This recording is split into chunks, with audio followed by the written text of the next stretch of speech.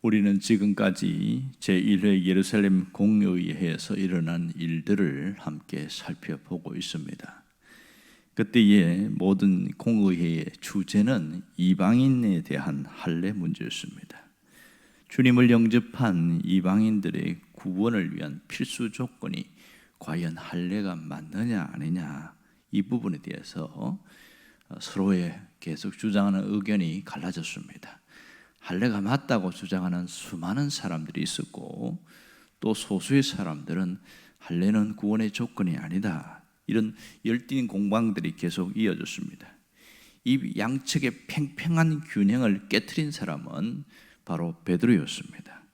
베드로가 나와서 자신이 겪었던 그 이방인 고넬료 가정에 일어났던 구원의 역사를 설명하면서 그들이 할례를 받았기 때문에 구원을 하나님이 하신 게 아니다, 그렇게 직접 이야기를 하면서 바울과 바나바를 주목하면서 우리는 믿노라 분명하게 이야기를 하고 있습니다. 그래서 그 다음 이어서 바나바가 먼저 등단하고 그 다음에 또 바울이 등단해서 같은 이야기를 다른 관점에서 이야기하는 겁니다. 당시 바나바는 거기에 있는 예루살렘 교회에서 상당히 신뢰와 인정을 받았던 사람이었습니다. 우리가 잘 아는 대로 그는 자기 구부로 섬에 있는 상당한 어떤 그 토지를 헌납을 했던 그런 사람이기 때문에 예루살렘 교회 안에서 바나바의 위치는 상당히 높았습니다. 그러니까 이 바나바가 자신이 1년 동안 선교 여행하면서 겪었던 이 소상한 이야기, 하나님이 어떻게 일하셨는가를 쭉 설명했을 때 모두가 공감할 수밖에 없었던 것이죠. 그리고 뒤이어서 바울이 다시 등장해서 또 다시 이야기를 합니다. 그러니까 그들이 우리가 잘 아는 대로 구부로 섬에서 있었던 하나님의 역사, 그리고 다시 이제 밤빌리아 지방에서 버가에 가는데 거기서 바울이 풍토병으로 지독하게 고생한 일이라든지, 그래서 몸을 치료하기 위해서 그 고산지대인 타우루스 산맥을 넘어서 그 높은 비스디아 안디오까지 그 먼 거리를 갔다가 거기서 하나님이 일하신 놀라운 역사, 그리고 핍박과 어려움 때문에 유대인들에게 쫓겨서 다시 이고니온과 루스드라, 더베 이렇게 내려가면서 거기에 있었던 수많은 사건들을 이야기했습니다. 바울의 입장에서는 루스드라에서 자기가 돌에 맞아 죽었다가 깨어난 그런 이야기도 아마 있었을 가능성이 많습니다. 중요한 것은 그 모든 과정 속에서 하나님이 어떻게 이방인을 구원하시는가에 초점이 맞춰졌을 겁니다. 그렇게 해서 하나님이 구원하시는데 그들이 할례를 받아서 구원받은 게 아니다, 그 얘기가 주요 핵심이었던 것 같습니다. 결국은 이 모든 말을 다 들은 이후에 모든 결정을 한 이 사람은 베드로가 아니었습니다. 베드로는 예수님의 수제자여 나이도 상당히 많은 사람이었기에 결정할 수 있음에 불구하고 당시 예루살렘 공의회의 의장을 맡은 사람은 베드로가 아니라 다른 사람이었습니다. 오늘 본문에 나온 대로 야고보다 그렇게 이야기합니다. 그럼 야고보가 누구냐 하는 거예요. 성경에 보면 야고보가 나옵니다. 예수님의 제자 중에 야고보가 단연 어떤 나타나는데 그가 있느냐? 그건 아닌 건 우리가 알죠. 이미 야고보가 순교했잖아요. 그러면 누구냐는 거예요. 이 야고보는 예수님의 친동생이었다는 것을 분명히 알 수 있습니다. 그 야고보가 예수님의 부활하심을 경험한 이후에 예루살렘 교회의 중요한 핵심이었고 어른으로서 그렇게 있었다는 것을 기억할 수 있습니다. 사실 처음부터 야고보가 예수님을 믿은 게 아니에요. 우리가 알듯이 어느 날 예수님이 30살이 되었을 때 공생의 사역을 시작했을 때 가장 힘들었던 것은 그 예수님의 동생들이었습니다. 물론 혈육이 친동생은 아니지만 엄밀하게 하면 아버지가 다르지요. 하지만 그 세상의 관점에서 봤을 때 자기 형님은 세상에서는 비난받는 그런 분이었습니다. 왜냐하면 우리는 그분이 누군지 아니까 아멘 하지만 그 당시의 세상의 관점으로 예수님은 사생아였어요. 그러니 어떤 도덕적으로 상당히 비난받는 위치였으니까 야고보는 너무너무 힘든 거예요. 예수님의 동생들이 4명이 나오는데 그 중에 첫 번째가 야고보였습니다. 가장 신뢰하지 않았던 것은 30년 동안 함께했던 형이 갑자기 뭐 이상한 일을 벌리는 거예요. 이 야고보의 입장에서 보면 정말 이해가 안 되는 겁니다.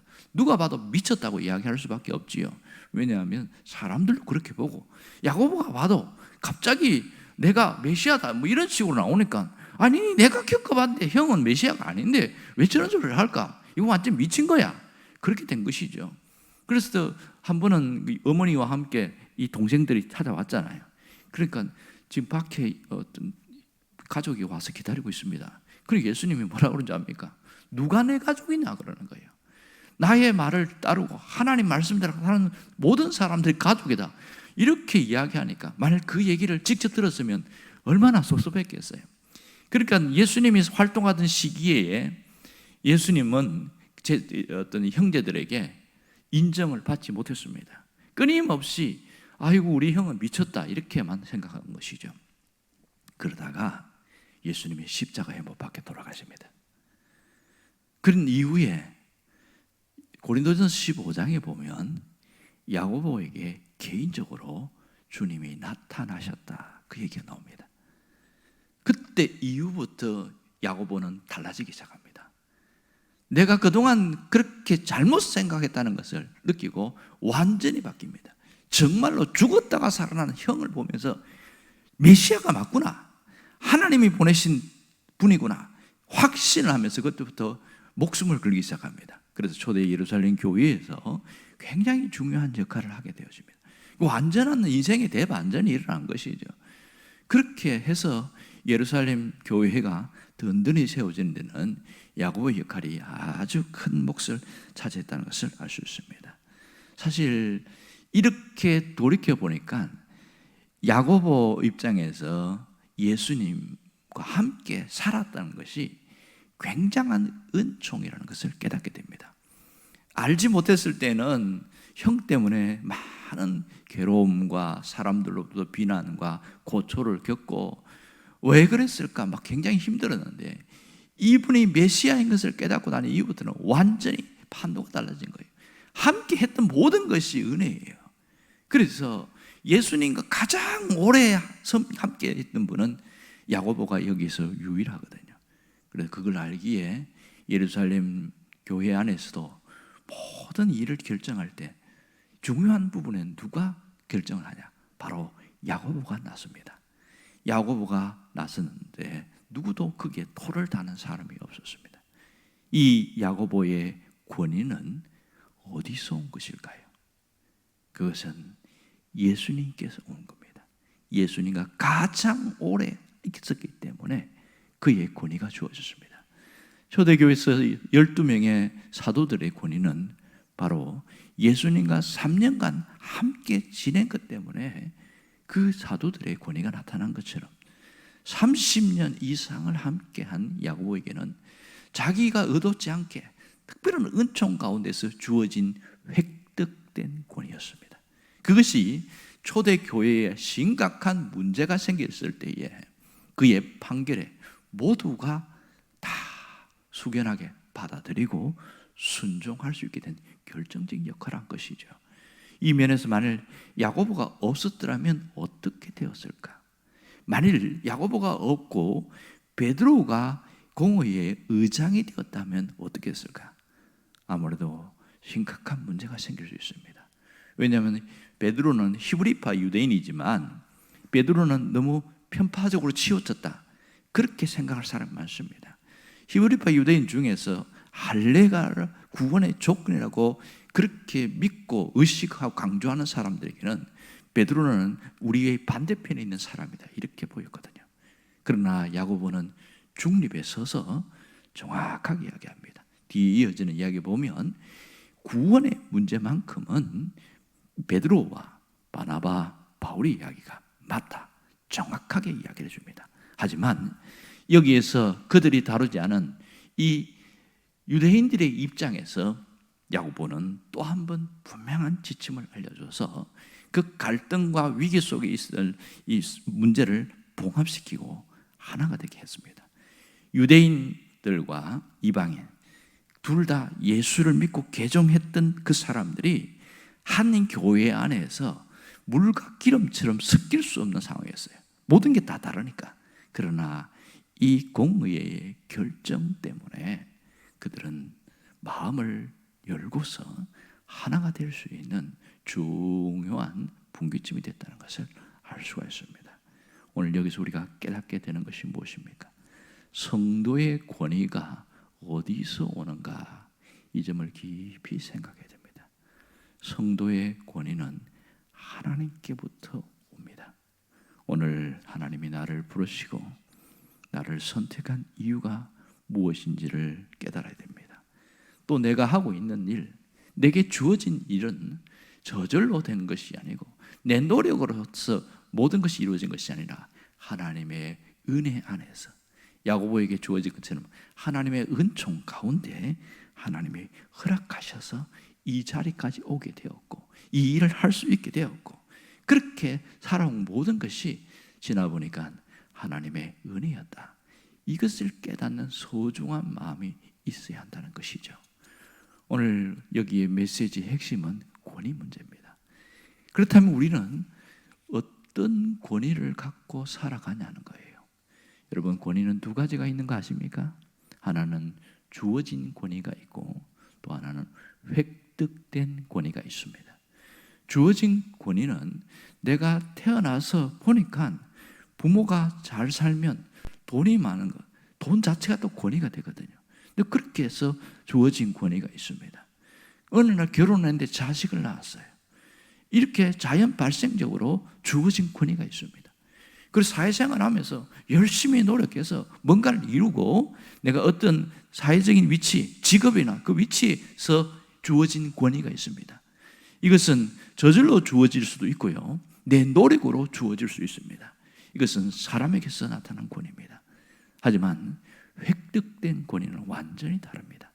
그것은 사람에게서 온 것이 아니고 하나님께로부터 내려온 겁니다.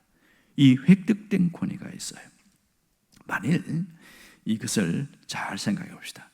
주어진 권위가 무너지면 어떻게 될까? 가정 안에서 주어진 권위, 부모로서의 권위가 무너지면 어떻게 될까요? 그 가정은 붕괴되고 말 겁니다. 쪼개지고 갈등이 있고 지옥 같은 가정이 될 수밖에 없습니다. 부모의 권위가 무너졌기에 자녀들이 부모를 그냥 나를 낳아준 분으로 인정하지 그 권위에 대해서 절대로 복종하지 않으면 그 가정 자체가 콩가루 집안이라고 이야기합니다. 심각한 문제가 생기는 것이죠. 부부간에도 서로에게 이 주어진 권위가 무너져 버리면 무시받고 사는 거예요. 그래서 그 가정이 무시받고 또 질서 자체가 무너져 버립니다. 말을 해도 말을 안 들어버려요. 그리고 야 이놈아 네가 그럴 수가 있냐? 그러고 와서 부모가 이제 어머니가 막 화가 나가지고 이 고3 아들한테 한번 손을 들었더니 손을 딱 잡으면서 어머니 왜 그래요? 이러면서 막 눈을 부라키면 이게 힘을 쓸 수가 없는 거예요. 그런 부모들이 실제 있더라고요. 그리고 가슴을 치면서 분통을 하고 막 못 견디는 거예요. 그 분이 일어나가지고. 왜? 권위가 무너져 버렸거든요. 이 안타까운 일들이 우리 주변에 많이 일어나고 있습니다. 믿는 가정 안에서도 주어진 권위가 무너지니까 가정이 붕괴가 일어납니다. 자식들이 말을 안 들어요. 권위가 무너져서 그렇습니다. 아직 우리 가정에 그러한 일이 안 일어난 것은 놀라운 은총인 것이죠. 그래도 부모로서 존중을 받고 있고 부모로서 대접을 받고 있고 인정을 받고 있는 것은 그 질서가 잡힌 것은 권위가 살아있기 때문에 가능한 겁니다. 이런 권위가 있는 것이 얼마나 귀한 줄 알아야 됩니다. 당연한 게 아니라 하나님의 은혜로 되어진 것을 기억해야 됩니다. 또 하나는 획득된 권위입니다. 획득된 권위는 영적인 권위입니다.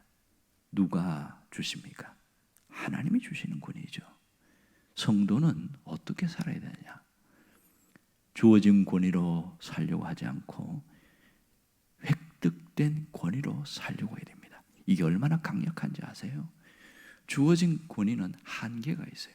우리는 실수를 하기 때문에, 우리는 완벽하지 않기 때문에 사람들에게 실망을 주게 되어지고 그럼을 통해서 권위가 스크래치가 나고 상처를 입게 됩니다. 하지만 영적인 권위는요 강력합니다.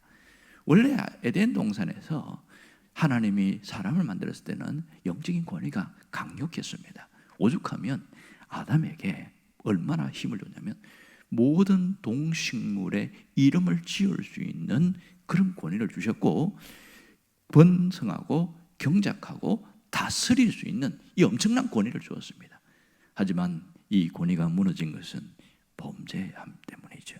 이건 우리가 너무나 잘 알고 있습니다. 영적인 권위가 무너지니까 모든 가정 안에서 범죄가 일어나고 질서가 파괴되어지고 모든 것이 깨어집니다. 성도가 영적인 권위로 세상에 살아가면 우리가 강력한 힘을 갖게 되어집니다. 처음에는 무시하고 그렇게 하는 사람에도 결정적인 순간에 하나님이 그 권위를 지키고 있기 때문에 하나님이 영적인 권위 앞에 그냥 수그러들게 만드는 거예요. 그 사람들은 왜 그런지 몰라. 그것은 하나님이 부여하신 영적인 권위가 강력하기 때문입니다. 자, 그러므로 우리 신자들이 영적인 권위를 붙들고 그 주어진 권위가 하나가 될 때는 놀라운 능력이 있습니다. 사람을 죽이고 살리는 것은 권위에 있습니다. 여러분, 내가 살아가면서 어떻게 살았냐? 사람을 살리려고 하면 이 권위를 붙들고 있어야 됩니다. 이 권위를 유지하고 살아가야 됩니다. 하나님은 우리가 그렇게 살기를 원합니다. 마지막까지 이 하나님이 부여하신 그 영적인 권위를 끝까지 붙들고 가기를 원합니다. 이런 영적인 권위를 유지하기 위해서는 어떻게 해야 됩니까? 그것은 하나님의 말씀 안에 머물러 있는 것이 강력한 능력입니다. 내가 말씀 안에 머물러 있을 때에 하나님이 영적인 권위를 말씀을 통해서 우리에게 부어주시기에 아주 강력한 것이죠. 또 한 가지는 예수 그리스도와 함께 있을 때에 이 권위는 아주 강력합니다. 여러분이 이 권위 안에서 살아갈 수 있기를 주의 이름으로 축원합니다. 기도하겠습니다.